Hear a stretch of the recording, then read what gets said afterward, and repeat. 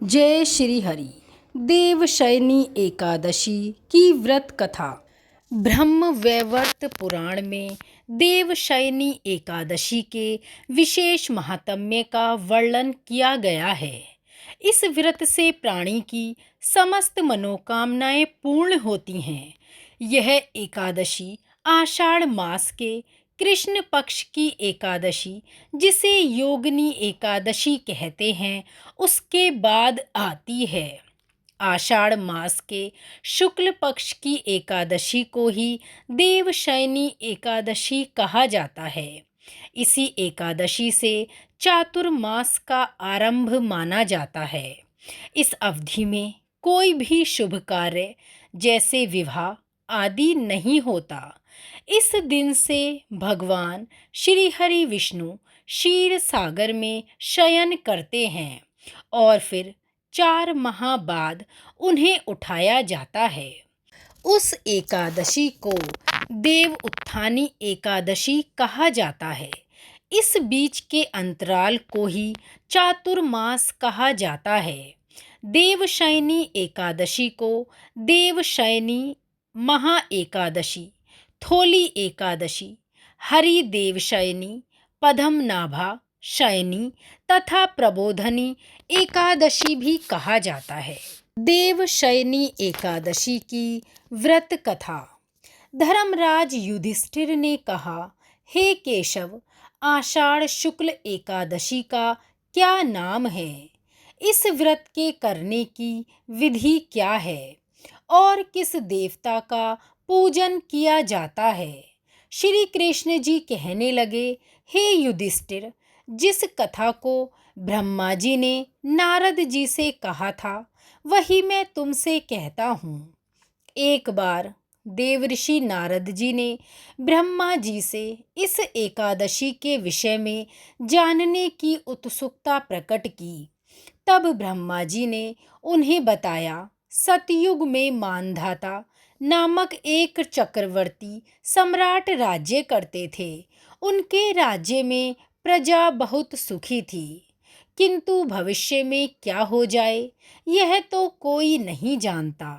अतः वे भी इस बात से अनभिज्ञ थे। उनके राज्य में शीघ्र ही भयंकर अकाल पड़ने वाला था। उनके राज्य में पूरे 3 वर्ष तक वर्षा न होने के कारण भयंकर अकाल पड़ा। इस अकाल से चारों ओर त्राही त्राही मच गई। धर्म पक्ष के यज्ञ, हवन, पिंडदान, कथा, व्रत आदि की कमी हो गई। जब मुसीबत पड़ी हो तो धार्मिक कार्यों में प्राणी की रुचि कहाँ रह जाती है। प्रजा ने राजा के पास जाकर अपनी वेदना की दुहाई दी। राजा तो इस स्थिति को लेकर पहले से ही बहुत दुखी थे। वे सोचने लगे, आखिर मैंने ऐसा कौन सा पाप कर्म किया है जिसका दंड मुझे इस रूप में मिल रहा है।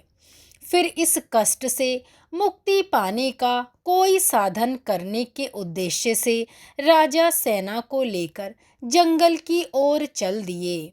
वहाँ विचरण करते करते एक दिन वे ब्रह्मा जी के पुत्र अंगिरा ऋषि के आश्रम में पहुँचे और उन्हें साष्टांग प्रणाम किया।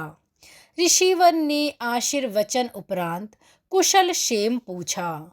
फिर जंगल में विचरने व अपने आश्रम में आने का प्रयोजन राजा से जानना चाहा। तब राजा ने हाथ जोड़कर कहा, महात्म, सभी प्रकार से धर्म का पालन मैं करता हूँ। मैं अपने राज्य में दुर्भिक्ष का दृश्य देख रहा हूँ। आखिर किस कारण से ऐसा हो रहा है? मेरी समस्या का आप ही कोई समाधान करें। राजा के ऐसे करुण वचन सुनकर ऋषि अंगिरा ने कहा, हे राजन, सब युगों से उत्तम यह सतयुग है। इसमें छोटे से पाप का भी बड़ा भयंकर दंड मिलता है।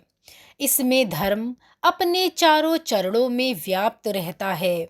ब्राह्मण के अतिरिक्त किसी अन्य जाति को तप करने का अधिकार नहीं, जबकि आपके राज्य में एक शूद्र तपस्या कर रहा है।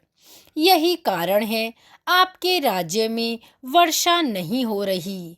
जब तक वह काल को प्राप्त नहीं होगा, तब तक यह दुर्भिक्ष शांत नहीं होगा।